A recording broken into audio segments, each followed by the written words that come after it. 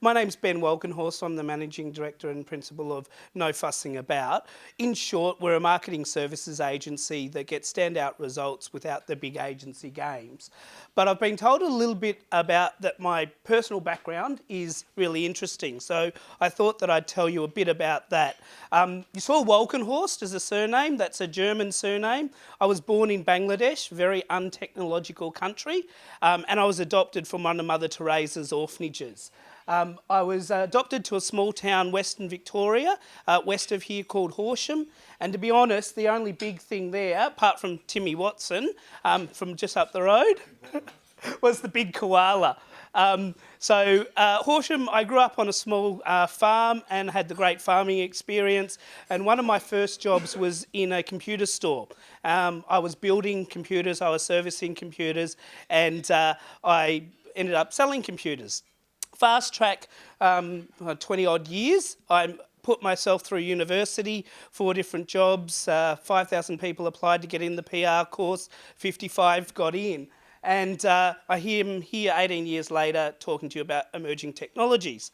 So I thought, before we get into emerging technologies, where have we been and what does technology look like? Some of you might be able to remember the Motorola phones that we had to carry all that gear around, the Commodore 64 and the Apple IIe and the first IBM computers and the Commodore. And I thought, given today that we're doing a lot of satellite technology, what does a 1970s satellite look like? And this is what came up. So some of you might remember the old Plymouth satellite. But technology is changing attitudes, and recently at the Salesforce e-commerce conference in Melbourne, Cinder, a digital marketing agency, I hope you can see some of these shots, said that 68% of Australians are now comfortable with doing some sort of e-commerce online. And remember the days when we were all scared of internet banking? 16% of that e-commerce will be done via mobile technologies, and 66% are comfortable doing online banking now. 72% feel that technology is changing at a very rapid pace.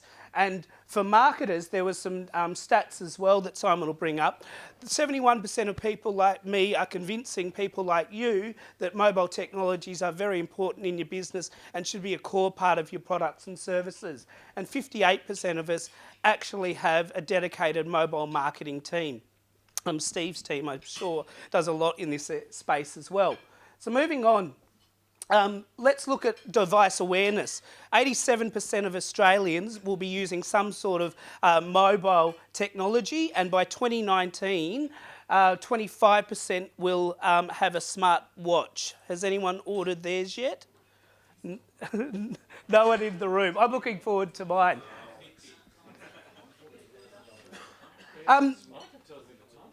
You've got yours? You've ordered one. That'll be exciting. So imagine, if you will, that you're a loyal retail follower. Imagine that you're a loyal property developer or a client of a loyal property developer. You're perhaps got a financial advisor and you're a loyal customer, and you've downloaded their app. And you've decided to take a holiday to Sydney or to Adelaide or even overseas. And as you're walking down the street, your mobile device buzzes at you and tells you that the perfect property you've been looking for is now available, and your property developer's got an outlet in that city. Would you like to pop in and talk to them about it? Or your local financier has an outlet in that area. Would you like to pop in and talk about how to finance that? Or DJs has texted you and said, we've got that shirt or skirt that you've been looking for. It's on sale. Do you want to pop in and see it? And you think, that's great. I would, but I don't know how to get there. And in one click, you've got a map on your mobile device that actually shows you in store where they're located. So the question is, how is that technology possible? Well, it's possible through beacon technology. And we're going to watch a little video, and before we watch it, it's US based because the technology is emerging in Australia. There's a few proof of concepts here in airports and in national galleries and in sporting stadiums. And this is a retail example, but beacon technology can be applicable to wayfinding, to loss prevention, and for service industries that are reliant on location, time and place. So that's a little example of beacon technology and how it works. And the technology is changing the way that we think. 28 billion will be spent on digital commerce just here in Australia this year. 16% of that will be via the smartphones, and 1 in 4 will be on cloud-based computing apps. So today, we're going to talk about why using online technologies by looking at the statistics of who's actually using it in Australia. We'll talk about beacon location-based activities and marketing, attracting audiences, and Steve will probably have some great ideas on this via social media marketing, some case studies, and then Q&A. So in Australia, Nielsen tells us in January 2015, 28 billion pages were viewed online, and that was 36 hours through 62 sessions per person. And that's 18 million people in Australia in January alone were surfing online. So what brands are they using? They're predominantly using Facebook. That's 7 hours if we look in the last column, 7 hours a month per person, and then Google and YouTube. And who are the people that are using that? Predominantly they're 25 to 49 years of age, and that's a little over 50%, and 1/3 of them are in the 50 plus category. This is quite interesting to me. Hybrid streaming. Has anyone heard of hybrid streaming? Essentially is watching content online. So YouTube is number 1 here at 4 hours and 51 minutes, nearly 5 hours. If any of you saw Media Watch on Monday night, Gingell was being interviewed for that, and Netflix, as you may know, has just recently launched with its 57 million subscribers. Stan, he's already here on Channel 9. That has 100,000 subscribers. The Netflix CEO was quoted of saying he saw broadcast television being extinct by 2030 because of this ability to stream content, the choice that's available, and to do it so cheaply. Gone are the day where the broadcast execs can sit back, change their programming around, put on whatever because we had no choice. I expect in the next month we'll see Netflix and Stan up on this screen. So moving on. What devices are people using? Nielsen tells us in Australia 47% of people are using their smartphone and 17% are using a tablet, and that's up 59% since April 2014. It's such a huge increase. So how do we get to these people through beacon technology? Well, we've got 5 products through our technology solution partners to be able to do that. We're able to reach them through geolocation. That's using their mobile device when it hits the web page. We can track them and present an offer. We can use iBeacons, and that is the beacons that we saw in the video, to interact with them at that location. We can also tap into those stores that have video, and we can monitor people and their linger times and their interaction with merchandise displays and their interaction with customer service people. This is all done anonymously through data points. And web to store attribution is the ability that if I'm walking down the street and I type in breakfast bars, and I come across Babita breakfast bars, I'll show you an example. I can then receive an offer and then be tracked as I redeem that offer and walk in store. So for a marketer, this is really powerful consumer information to be able to make really good return on investment decisions. And it's all produced in customer heat maps, so we know where markets are being serviced and how they're being serviced. So here's an example that one of our technology solution providers did for ANZ. The problem for ANZ was that no one was using or booking into their local business consultant about their products and services when they were typing for them online. So what we did is we presented an offer to them, get an introduction on how much business you could borrow and get started. The next step was an opportunity to speak either by telephone, visit the local consultant, or email the local consultant. And if you were out and about and you wanted to do it on the run, the next step showed you a map on directly how to get there based on where you were located.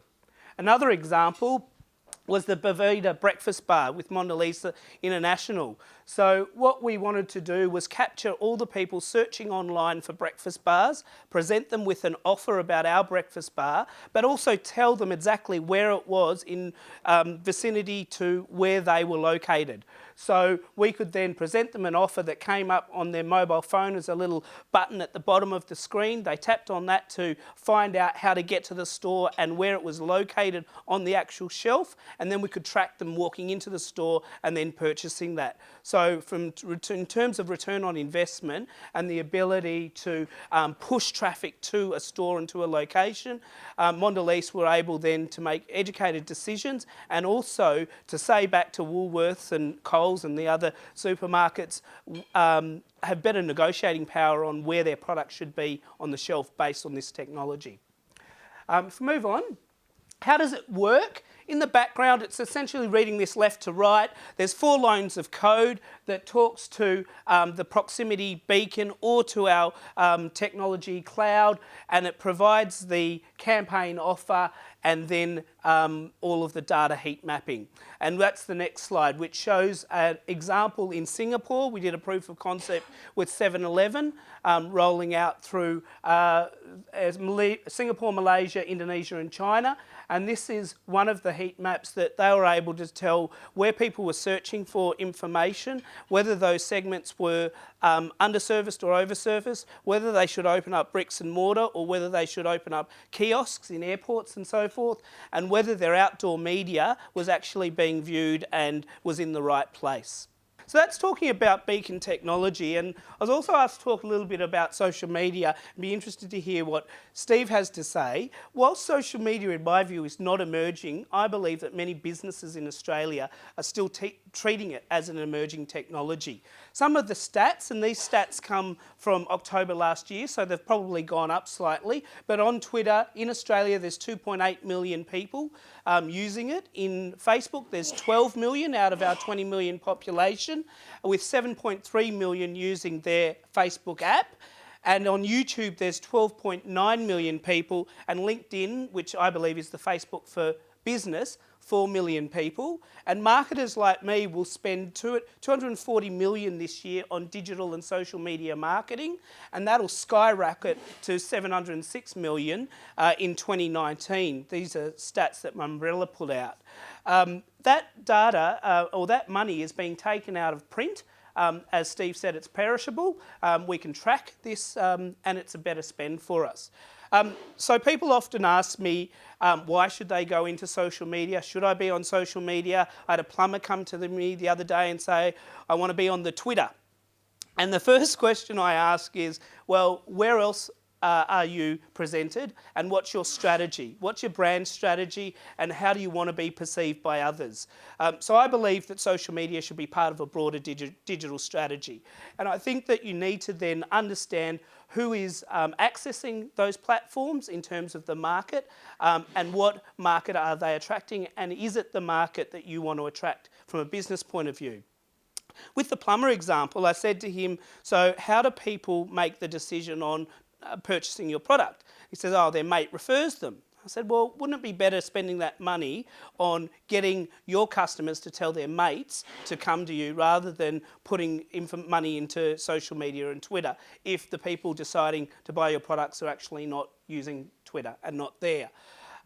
So ask yourself, are my consumers there? How do they make their decisions, and how do they communicate? Is it a worthwhile platform? The Facebook page, if you're not familiar, I believe is a really good positioning statement area. It's where businesses should put up their logo. It's really a push communications platform, and I say it's business to consumer. The profile is more about having a one-to-one authentic engagement, and that's where a lot of businesses make mistakes. They put up the company logo. They don't put up the company spokesperson or a face to engage with, because what you're doing through the profile is having individual conversations with the mass audience and the mass followers. So I believe that that's where you need to have a picture of your company spokesperson rather than the logo. LinkedIn, I believe, is a great for personal branding, and as I said, it's the Facebook for business. And Twitter, whilst it's becoming more and more engaging, in my view, it's more about push communications and about branding, getting your message out there. Instagram, Pinterest and Tumblr. There's now Vine and Snapchat are other social media platforms, and there is some talk, Steve's probably got some ideas on this, that Facebook will decrease in its interest with younger markets, more and more because businesses are becoming on it, and more now that businesses have to actually pay to get their message out through Facebook, where they haven't in the past. Instagram, in my view, attracts a younger audience. Pinterest is about 35 to 45-year-old women. Tumblr, again, is a blog for younger audiences. Snapchat is the ability to send a 6-second video of yourself to your friends and whoever else, and then you can have that deleted after a amount of time. It's a video or a picture, and Vine is video related. So what's social media all about? In my view, it's about attracting audiences. It's about building a market and then building your brand, building brand ambassadors. In my view, it's not about saying we've got a brand and we want to get the brand out there, we want brand awareness. It's about getting loyal people to share, like, post and repost your content. It can be very time consuming doing this. You might have 5 or 6 different profiles. You might be on Twitter, you might be on LinkedIn, you might be on Facebook, and you want to have a consistent message out to all of those platforms. So I encourage people to use social media aggregators like Hootsuite. Hootsuite allows you to have 4 or 5 profiles, up to 5 profiles for free, where you can log in one location, post content and have it distributed to all of your profiles. You can also schedule your tweets and do it so that you're tweeting and posting while you're up presenting to a group over lunch. So moving on, the new up-and-coming phenomenon is the YouTuber or the vlogger, and these are people that go online, usually quite young, who are posting content on a particular topic on a regular basis, and they're starting to get millions of fans. Troye Sivan is probably the most famous person that you don't know of, who's a 20-year-old guy from Perth who's just been nominated as the top 25 Time magazine most influential teens. He's got a swag of Nickelodeon awards. He's been the young Wolverine, and he's got 3 million viewers. He's about to do a YouTuber convention this Friday at Margaret Court Arena. Brands like Coca-Cola, Durex are employing him to present videos, around 45,000 a pop if you wanted to know. What my advice here is, be very careful about these YouTubers who are getting large audiences quickly, because there are companies out there that can attract them at a fee, those audiences, and they may be fake or they may be inactive. In fact, Justin Bieber, Lady Gaga and President Obama were found to have thousands of followers on their pages that are actually inactive or not real followers. So moving on, another area is dealing with trolls. I'm not going to go into too much of this. I will send this around, and these are Laurel Papworth's suggestions that we've added to. But a troll is someone who is a stalker, who's often infactual, who flames you or writes a lot of negative content about you or your brand, or, in my view, has too much time on their hands. Really, you need to identify whether you want to fight them, whether you want to educate them, or whether you want to ignore them. So moving on to some examples. How can my business or my brand use Facebook or social media to gain an audience? There's many different ways, but here's an example of an independent supermarket in the US. It could be like an IGA that wanted to attract more followers and likes to their page. So what they did is they decided to develop a program for schools where they would give $1 million away to 10 schools in their local area, so $10 million, to those schools voted by, with the most amount of votes by their Facebook followers. So it was such a great idea. It went viral, and it allowed the schools to, with the most votes, to win the $1 million, $100,000 votes, and also they received something like 1 million followers and likes in a about 3-month period. The next example, and we'll see if the ANZ example will work. This is a little video. We might not all have real estate, but I talked a little bit earlier about making it shareable, likeable, and posted so that you have brand ambassadors. Here's what ANZ did this year at the Mardi Gras event. So just a quick one and we'll move on, but it was so successful last year that they brought it back this year because of the conversation that was happening online by people tweeting and sharing their posts. So the next slide is just a quick couple of examples that when you send this through, there's a lot of free resources here or low-cost resources. So if you're creating your own website, Wix and Weebly are very good. Click and drag. If you're managing teams over the internet, Doodle is a very good calendar resource. TeamLab, very good for project management. And if you want to get your resources developed without a creative designer, not taking away from Kim or Morgan, but you don't have a bit of money to do that, or you want to look as professional in some respects, eCover Creator is really good. Or if you want to raise money, Possible is a crowdsourcing online platform, and that's where you can get a whole lot of money at little increments. So in summary, just on the last slide, who we are, I've talked a little bit about us. We're a marketing services agency that is supported by the No Fussing About Collective and our partners like the X-Gene who provide digital services.